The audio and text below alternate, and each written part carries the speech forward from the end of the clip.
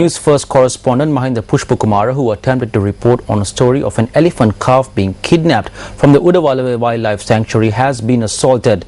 Director General of Wildlife H.D. Ratnayaka said that an attempted elephant kidnapping was foiled. H.D. Ratnayaka said that they received reports of an alleged kidnapping of an elephant calf from the Pallebedda Galpaya area of the sanctuary yesterday. He added that rope and a tractor was in place for the operation.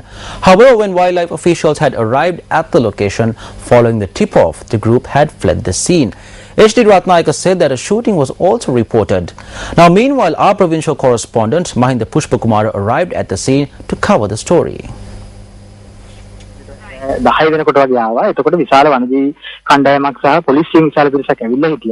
I arrived at the location at about 10 o'clock last night. There was a large group of wildlife and police officers in the area. They parked the vehicles across the road thinking that they were going to bring the calf out. There were two Pajeros, a lorry and a tractor, but the calf was not in any of these vehicles. They got off and said something to the people there. The police called someone suddenly, and then a while later the police officers received a call. Then they said it was okay and to let the vehicles pass.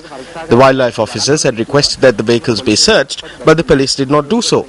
I cunningly recorded all of this, including the license plate numbers of the vehicles and the various equipment that was there, including the ropes and ladders. Then one of them got off a vehicle and came up to me.